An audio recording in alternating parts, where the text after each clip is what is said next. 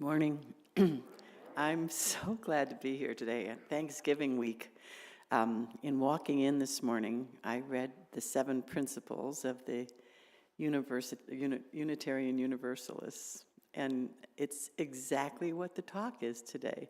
You have it all, right? So I could have just read those 7 principles and made a talk of it, but I wanted to give you a quote from St. Francis of Assisi. He said, "May it be, O Lord, that I seek not so much to be consoled as to console, to be understood as to understand, to be loved as to love, because it is in giving oneself that one receives. It is in forgetting oneself that one is found." And from the Talmud, "Do not be daunted by the enormity of the world's grief. Do justly now. Love mercy now. Walk humbly now. You are not obligated to complete the works, but neither are you free to abandon them."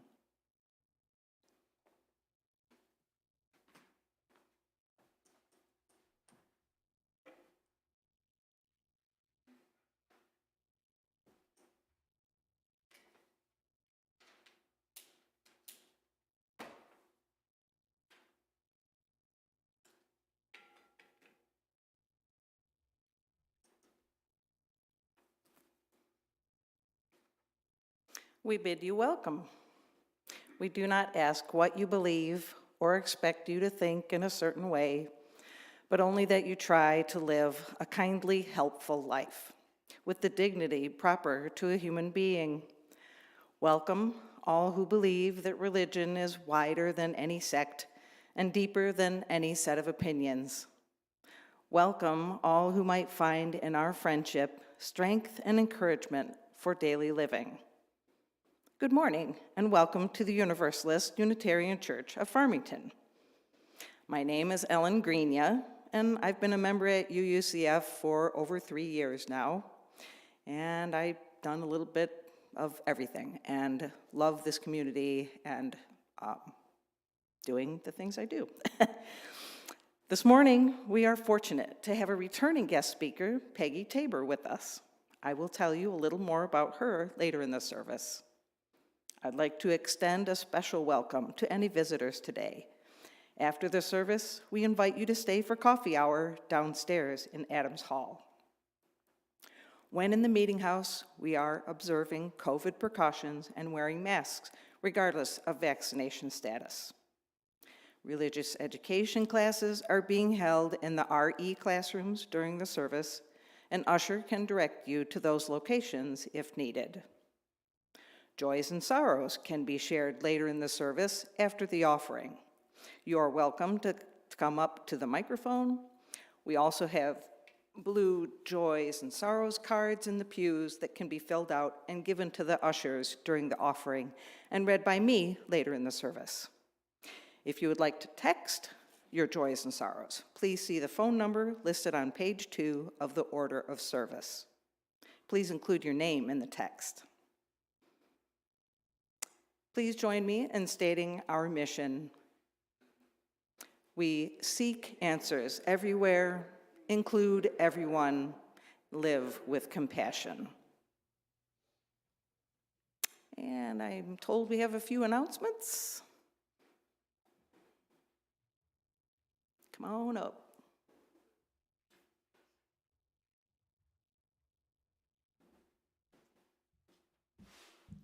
Hi, I'm Barb Iovance, Social Justice Chair, and I just want to mention today is the last day of our popcorn sale.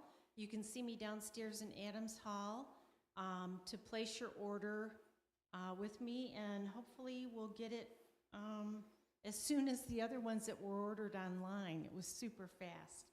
I want to mention, too, there was an error in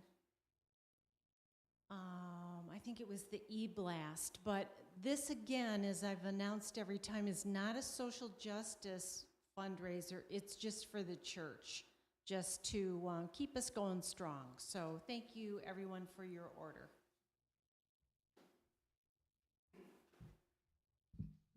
Hello, I'm Katie Coker, the RE Committee Chair, and I am here with our monthly RE volunteer signups. For the month of December, we know everyone is really busy, but it would be great if we could get some volunteers for RE. For December 4th and December 11th, you would just be assisting the kids with our social justice project. They are going to decorate snack pack bags for a local, what would you say? It's a program that offers... It's a program called Song and Spirit, which is in Royal Oak. Awesome, and they give snack pack bags to the kids that attend.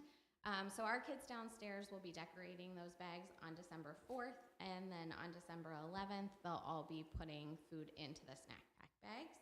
We do not have RE on Christmas, but we do have RE on January 1st. Where's the time going? January 1st, so if you want to sign up for New Year's Day, that would be awesome as well. Thank you, guys.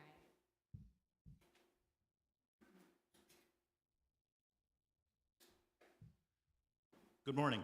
My name is Tom Bjorkland, talking from the membership committee. Just very quickly, one of our post-Thanksgiving traditions is today's the day we put up our Christmas tree and decorations around here. Shouldn't take too long. George is in charge of it. We are not putting ornaments on the tree this year because social justice and the like have some plans for that. But we could use a little bit of help. Anybody can hang around for maybe a half hour or so after church and help us do that stuff. It would be great. Thanks.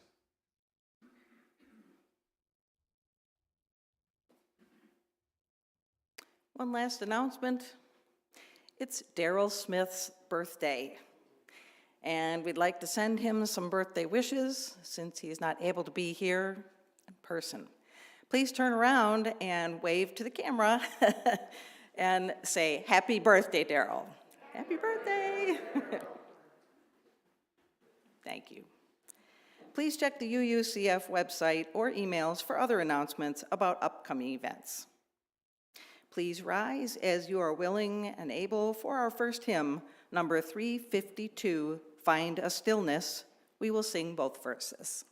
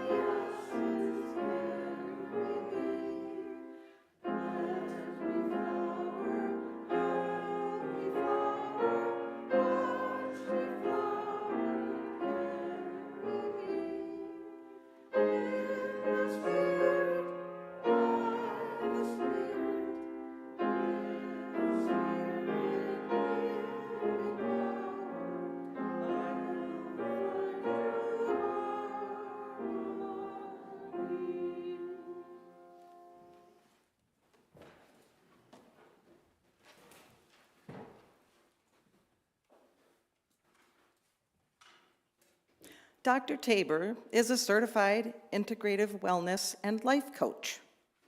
After a corporate career with Xerox, which included designing and delivering training programs to managers both in the US and abroad, she spent 2 years in sub-Saharan Africa as a US Peace Corps volunteer. She holds an MBA in marketing and communications, as well as a master's degree in metaphysical science and a PhD in philosophy. Welcome, Dr. Tabor. Thank you, Ellen. Okay, so this talk today it's based on a course that I took through Stanford University. And the course is available to you. There's handouts at the back that tell you how to access it online, as well as every charity and NGO that I talk about today is listed with how to contact them in the handouts. I think they might also have been emailed to you. After I took this course, I just couldn't wait to put together a little talk about it, because really in thinking about it, what is more important in our world than love? It's just the most important thing. There's so many problems, and we're casting around for solutions to social justice and global development problems. There's an increasing interest in compassion and love. You see it now in corporate mission statements. Mission statements talk about using kindness and compassion to customers and to fellow employees.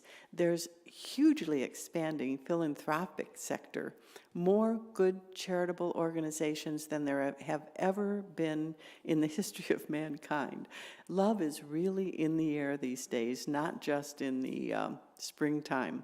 So the Stanford course really convinced me that what we need to think about is we need to reclaim the concept of love, not as like an abstract, all-embracing fantasy, but rather as a set of ethics and principles, values and behaviors. Love that really is justice in action. We live in such a wonderful world, but it just doesn't have a level playing field. Love is what can level that field. And you might ask, really, what's love got to do with social justice? But I would say, as Cornel West said, and this is a quote from him, justice is what love looks like in public. The ancient Stoics, and if you were here at my last talk, I talked about Stoicism, they took justice as one of the 4 cardinal virtues. And in practicing justice, they insisted that true justice incorporates both kindness and compassion. The Dalai Lama said, "Love and compassion are necessities, not luxuries. Without them, humanity cannot survive." And I think that's true. We're living in a challenging world right now, so I'm hoping that the information that I share with you today can kind of arm you to become a warrior for justice.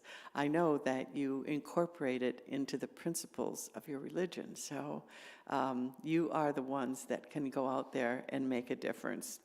For as Gandhi said, peace between countries must rest on the solid foundation of love between individuals. It's not right that we only have one word for love. The Greeks were much better at this than us. They had 7 words for love. And let's take a, I just am so impressed with your technology here. For many, when we think about love in the modern construct, we think about the kind of romantic love that actually emerged in history with the development of the novel. Ancient Greeks were the first to really define the various types of love that humans can experience, and they divided them into 7 different categories. There it is. The first one is the love we see portrayed mostly on stage and screen. The Greeks defined this as eros, and they felt that it was kind of a type of madness that you got if you were shot with Cupid's arrow. Modern evolutionary scientists, however, they tell us that this is really an evolved biological urge, and it's a very important part of striving for survival and reproduction. There's certainly nothing intrinsically wrong with eros. It's just the kind of love that gets a lot of people into deep trouble once in a while. Philia is much less problematic. This is the type of love we feel in our friendships. It's characterized by shared goodwill, by loyalty, by trust, It's encouraging, it's kind, it's affectionate, it's everything that makes up a true friendship. And it's platonic, yet meaningful and sweet. It's the type of love where you simply want the best for another person. Storge, this is familial love. This is like the love between parents and children. It can be unilateral or asymmetrical, but it's unconditional. It's a protective, kin-shaped based love that it embodies approval, sacrifice, and acceptance. You know, I just don't trust it. I have to look every time. I know it's there, but I just have to look. Ludus, this is playful. This is like uncommitted love. This is like teasing or dancing or flirting. There's a focus on fun here, and sometimes there's a focus on conquest. This is kind of a no strings attached kind of love. Now, pragma is just about the opposite of ludus. This is the love that looks long-term. It's the type of love seen in many long-term marriages and friendships. It's built on commitment and endurance, companionship, and sharing similar hopes for the future. This includes things like, you know, building a family or putting down roots. A lot of folks will understand pragma as kind of a making it work kind of love. This type of love is accepting and understanding, and it's a love that matures as people spend many years together. Philauthia, now this is this is self-love. And the ancient Greeks felt that this was really an important, healthy kind of love. It makes it possible to give and receive love for another person. Healthy demonstrations of philauthia go hand in hand with feelings of self-worth and confidence, self-esteem, all of which are very necessary to have an idea of what your purpose in life would be. It, however, has potential for a real downside. It can lead to hubris. Too much self-love can breed like self-obsession or a sense of superiority. It can morph into narcissistic behaviors, arrogance, selfish tendencies. So it's important always that we balance self-love with love for others. And the best way to do this is to focus our outreach on the final kind of love, and that is agape. This is selfless, universal love.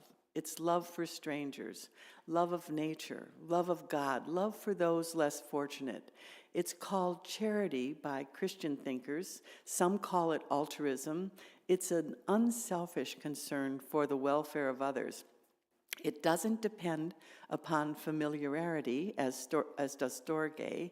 And in today's world, we can kind of think of agape as a pay-it-forward kind of love.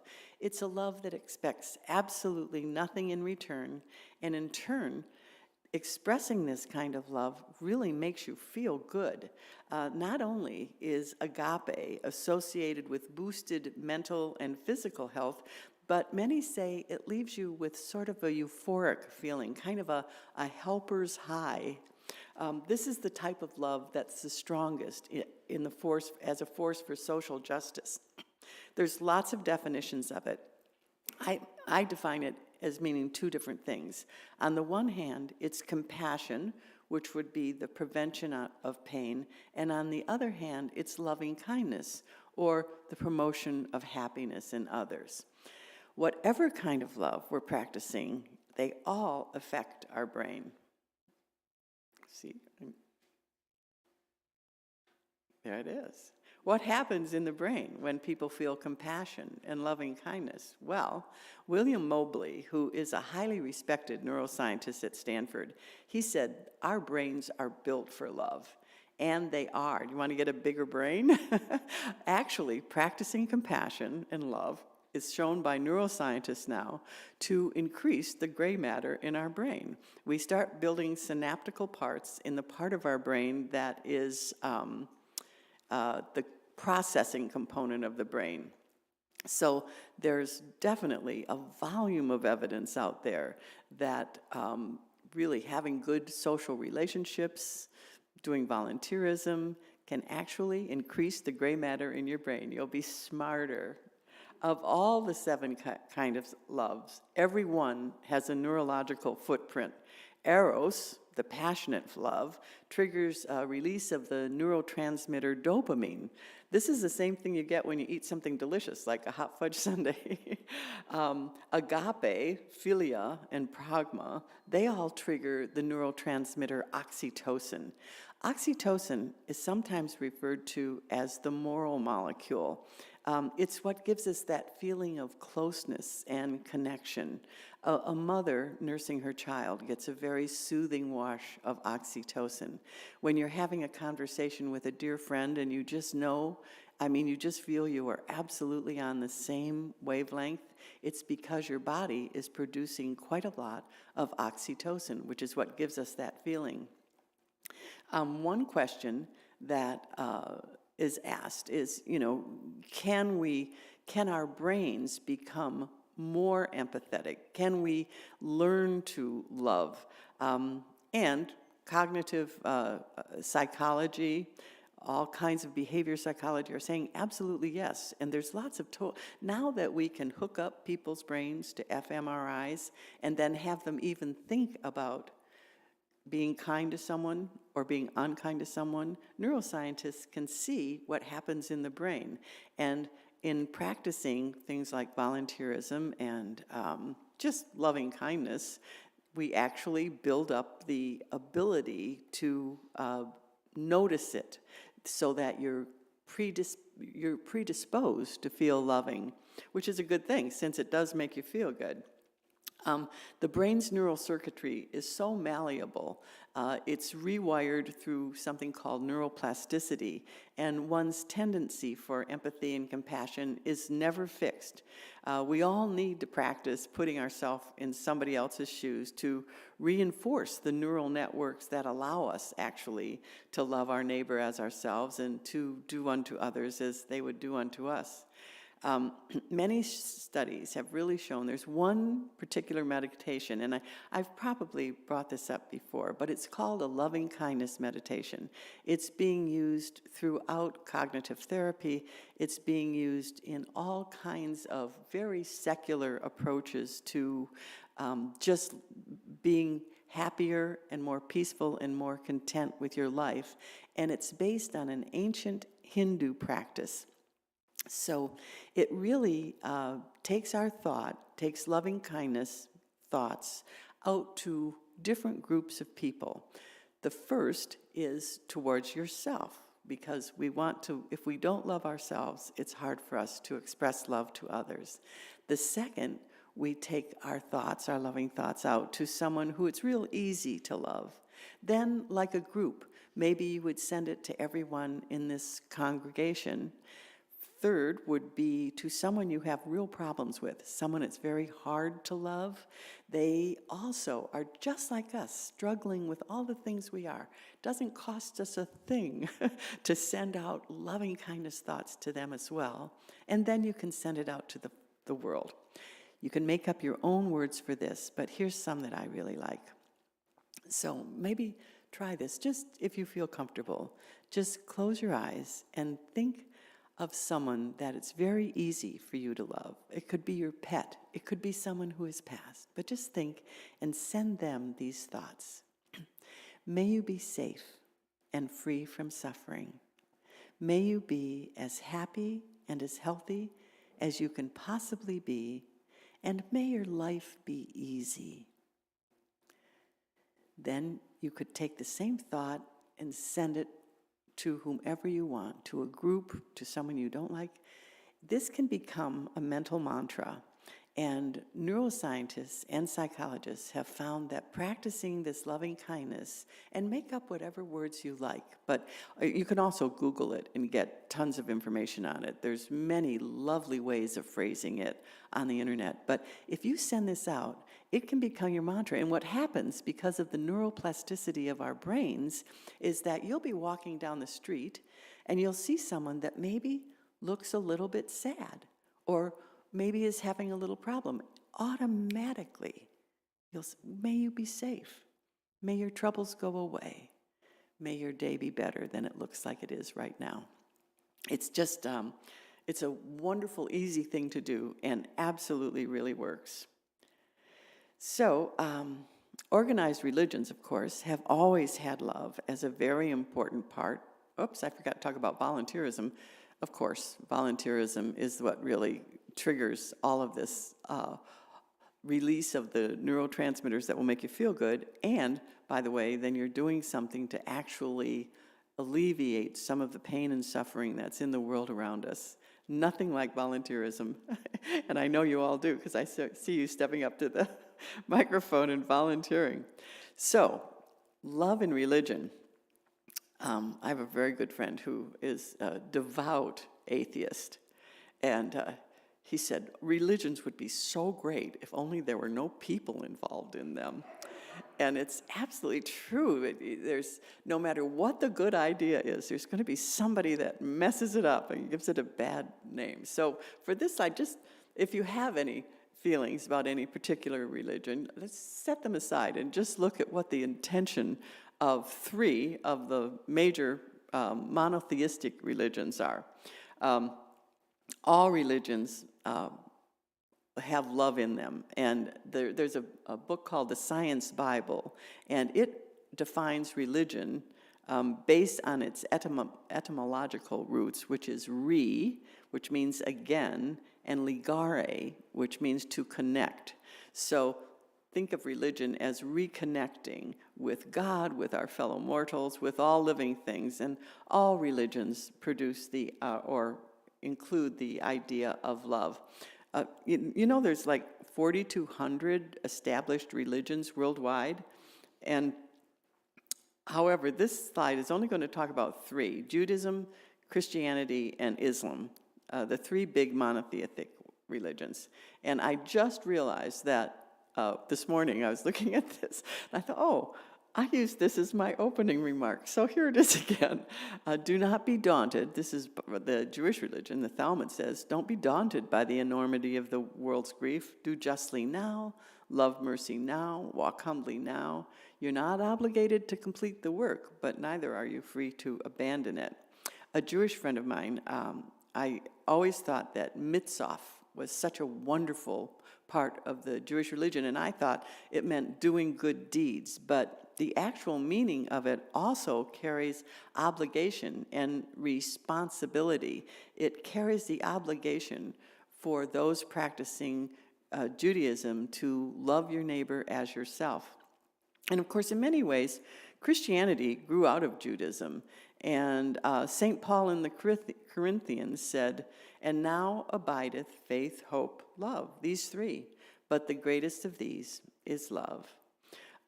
Islam gets such a bad rap these days, but within the teaching of Islam, first and foremost is love of God. And then in turn, God is seen as the source of all love. So loving God enables people to love and distribute that love to God's creation.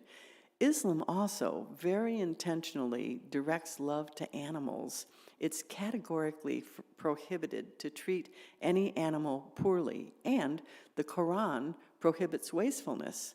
Environmentalism is very much in line with the teachings of the religious, or of the Islam teachings. So the Quran says, may you be wrapped in tenderness, you, my brother, as if in a cloak.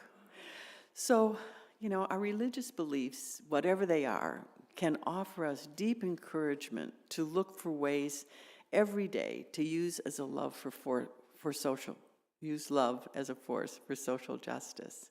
There's three giants, though, in history of humanity who really got it right.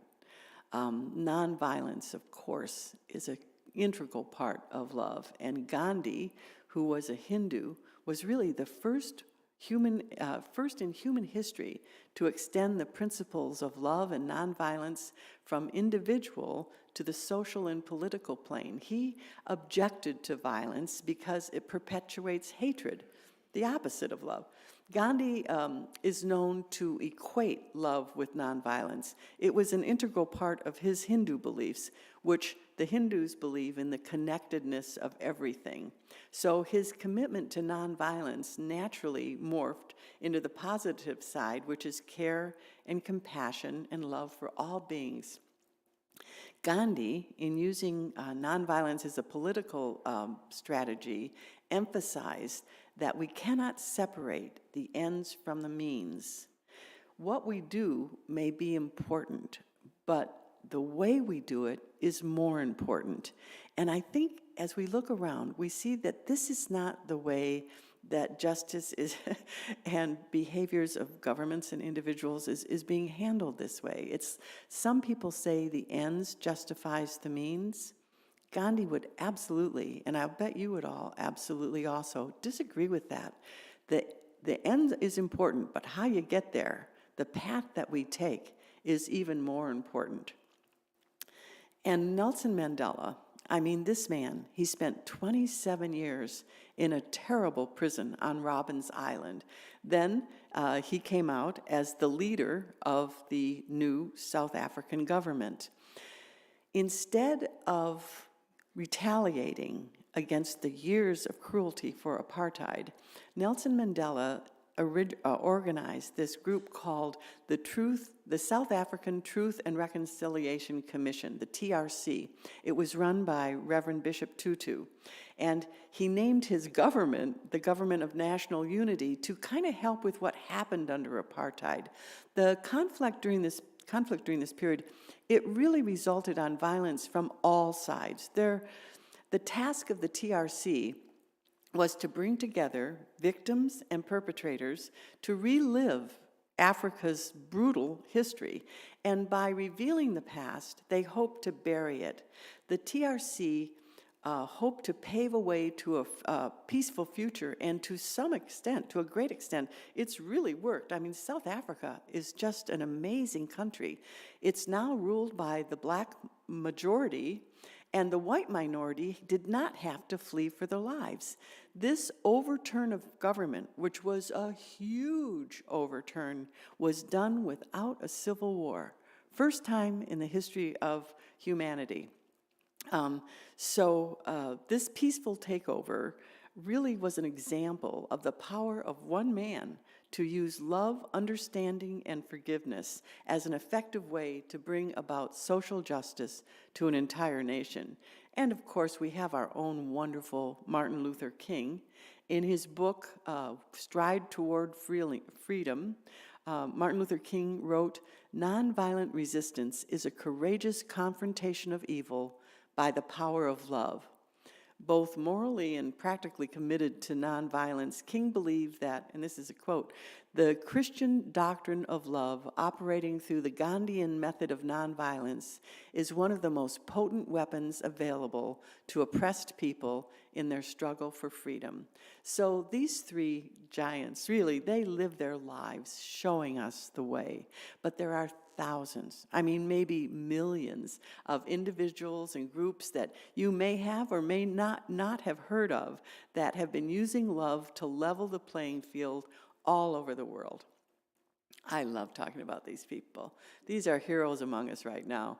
Girard College, this was started by a shipping magnate. His name was Stephen Girard. He started this in 1830, and it's not really a college. It's a boarding school for the poorest kids in Philadelphia, the kids that are academically gifted but are living, they have to have a single parent, and they live at this boarding school Monday through Friday. Then they spend their weekends back at home. And since its inception, this year, 100% of the 12th grade graduates from Girard went on to colleges and university. Since its inception, 20,000 underserved children have graduated to lives just filled with possibilities. Doctors, lawyers, social workers, entrepreneurs, all were given a new life because of the generosity and the forward thinking of Stephen Girard in 1830. So have you ever played Secret Santa? Secret Santa was actually started by a guy Larry Dean Stewart. He was born into poverty, and he was poor his entire young life. He worked hard, a smart, hard-working guy, but he lost his job in December of 1979 when the companies he was worked for went belly up, owed him like 4 back paychecks. He didn't have a dime. He was living in his car, and after 2 days of not having anything to eat, he just couldn't stand it. He went into a Dixie diner, even though he didn't have any money, and ordered a big meal. And then when he was done, he kind of pretended that he had dropped his wallet. He was looking under the table as though he had dropped his wallet. And the cook actually came around from the kitchen and went down on his knees, and he's looking for the wallet. Larry looked up, and the cook says, "Oh, sir, you must have dropped this," handed him a $20 bill.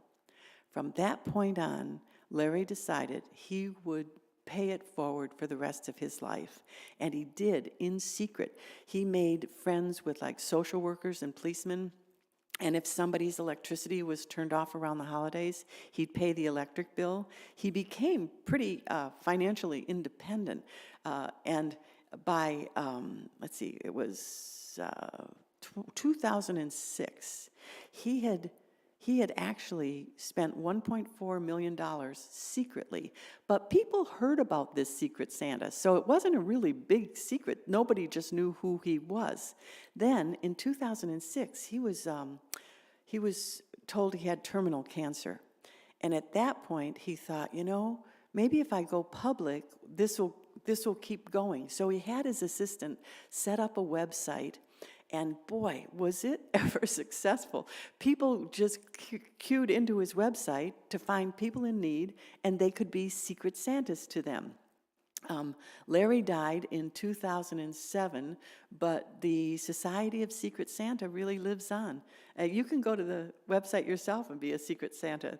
There's just so many good people out there. It makes true the saying, you can know how many seeds are in an apple, but you can never know how many apples are in a seed. A couple of ladies that really planted a nice seed were Margaret and Alice Goodwin. If they hadn't, decided they were going to help these boys, they called them the Lost Boys in Hartford, Connecticut in 1860, the Boys and Girls Club of America would never have seen the light of day. 4 million children have benefited from the seed that these two ladies planted. When her son was in Iraq, Patty Peyton Bader, she used to send him care packages, and he wrote back to her, he said, "Mom, it's so nice, but I'm the only guy in my whole platoon that gets anything." She gathered together all her friends and family, and she started something called Soldiers Angels. That just now it's a worldwide organization that just gathers together and sends nice packages of things to those who are serving our country all over the world. Another guy, Bob Shearer, he was a poor kid. He was a foster kid, and he remembers as a little boy showing up at a house full of strangers with everything he owned in a black plastic bag. He became a social worker, and like 32 years later, 4 kids showed up at his house. He took in foster kids, and they had everything they owned in a black plastic bag. He decided to do something about it, and he put together a charity, an NGO called Comfort Cases. You can go to this website, and you can choose a backpack or a duffel bag, and you can even choose to put like a journal or a book or a toy or a pair of pajamas, the right size.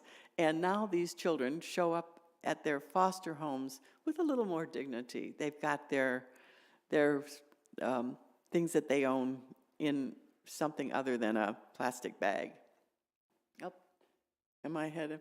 Okay, the last one. I love this one. Donors Choose. This is, Charles Best was a teacher in an underserved school, and he was just making mimeograph copies of a book. It was Little House on the Prairie, because his kids, they didn't have any money for books. And he thought, there's got to be a lot of people out there who would like to help teachers.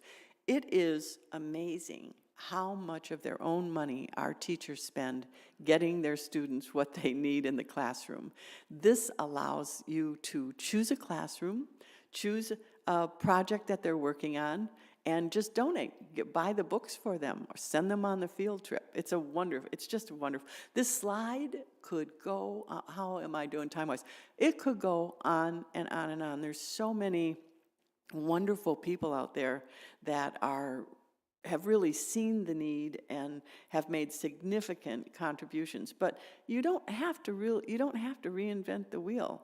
All of these organizations have websites, and there's handouts that are at the back, and they're all on there, as well as a lot more. And there's only 2 books. Normally my handouts, try to get people read 10 or 15 books on the topic. Just 2 this time. This one is called Humankind. And all of the stories that I related to you about people planting seeds for social justice, they're all in here. It's just the most inspiring, uplifting book. It'll make you feel really great and give you lots of ideas of how you can spend your extra money, which, we all have a little bit extra. Let's see. Let's see what happens now. Yep. Okay. We all think we're really good at loving, right? We all know how to love. Who doesn't know how to love? Well, the second book I read is by a guy by the name of Frank Andrews. And this book teaches us how to love. It's got really 3 components. It's called The Art and Practice of Loving. It has 143 exercises. So how hard was this slide to do? To do 2, because I'd love it if you would read this book. I think it would make you feel wonderful and you'll get better at feeling good about everything in your life. It's a pretty good book. So what it's got, it has practices, 143 of them, quotes that are very inspiring, and then the texts tell you about the biological, neurological, and physiological science behind the practices. The numerous quotes from the great thinkers really support both the practices and the texts. So when you get this book, the other thing you need to get is a nice little journal to go with it. This will be something that you keep for a long time. So out of the 143 practices, and I'm not going to go over time here, I chose 2. Here's the first one. Recall times that you have truly loved. This is just a wonderful mental practice. And you can head a page in your journal, times I have truly loved. Go for quantity here. You want to build the neural connections by noticing lots of specific places or people or animals or thoughts, feelings, action. Close your eyes and just relive the experience. Just think about sometime you just felt really kind of intense love and go right through that same experience again. It'll absolutely build the right neural networks. You want to leave lots of room. In fact, I have like 5 pages for this one, because what you'll notice in doing these practices, you'll be going through your day and you'll just see something. Like it might be a beautiful flower blooming. You might hear a bird singing, and it just brings that intense feeling of love and gratitude. Go home and jot it down. And you can just keep adding to it and adding to it. So that's one of the practices. Another one is to decide, what is it that you have in your life that's worth loving? I mean, what is it? So Dr. Andrews does a very cool thing here. He kind of follows the Greeks. It's not just one word for what is it, what is it that you have in your life for loving? He gives us, I think, like 30 words. He calls them heartwarmings, and you would substitute these words for love. What is it in your life that you cherish, that you delight in, that you appreciate? What do I care deeply about? What's in my life to celebrate? So he gives you these 30 words that are heartwarmings, and you just say, what is it in my life that I have to be really grateful for today? And that's all part of loving. So this one is very good for you. So he says, use this when you're feeling depressed. It can be really strong medicine. Like if you're sick or upset, just stop for a minute and look at these heartwarming and just think, what is it that I really appreciate about my life? Even though I'm sick in bed with this lousy, rotten cold, it might not cure your cold, but it will definitely help your suffering. You'll suffer less, and that's always good. So that's just a taste of the creative wisdom in this wonderful book. I think I'm okay. I'm going to just give you one more. Am I over time? I'm okay. Okay, here's one more.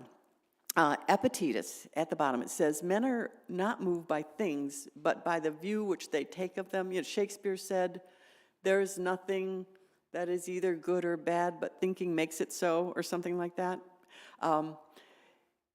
Dr. Andrews teaches us how to focus our attention. And now some of the, I'm giving you this exercise because it's so different than the, touchy-feely, lovey things that I've been talking about. This is just training focus. So try this. Shut your eyes, take a deep breath, and when you open your eyes, only see straight lines. They can be horizontal or vertical, okay? Open your eyes, see nothing but straight lines. Don't look for anything else. That's it. Just straight lines.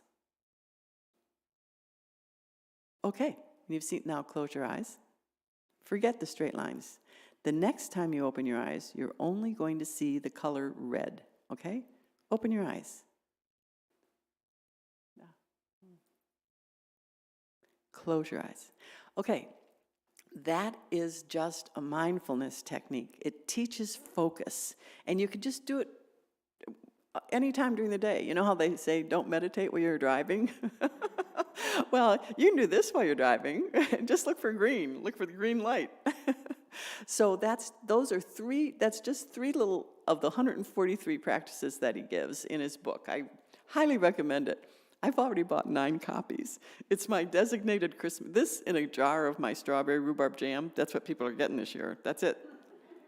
So I hope. I think that's my last slide. So I hope you'll give some of these thoughts a try. I know you're all good at loving. I know you're loving people, but that's it. Thank you very much. I always love coming here, and may you all be safe. May you be well. May your lives be easy. Thank you. Should I just close this?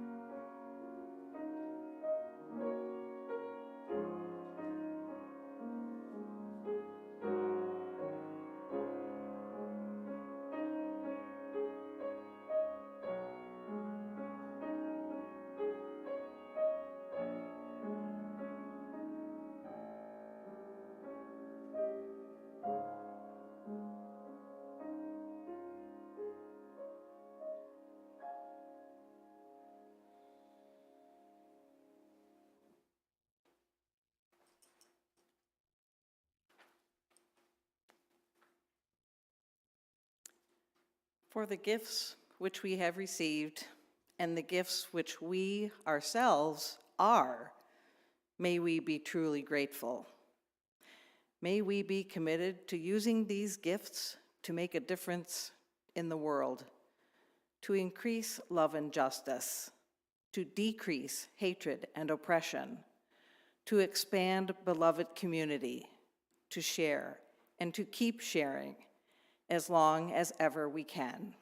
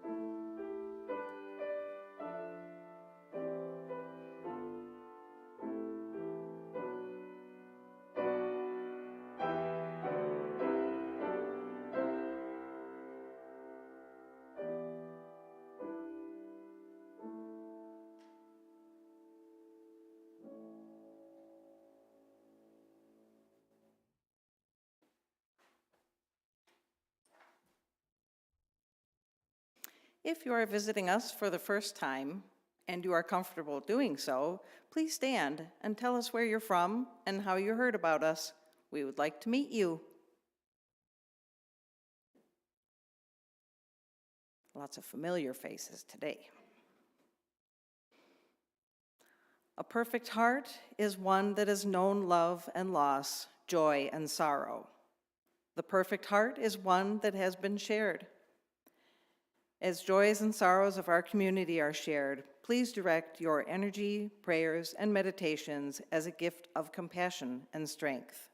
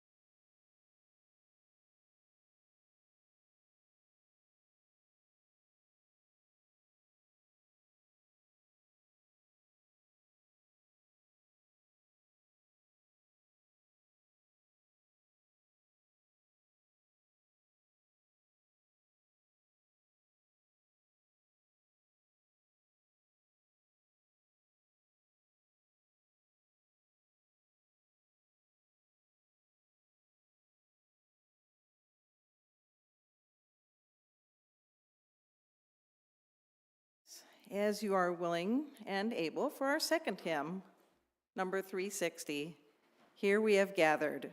We will sing all 3 verses.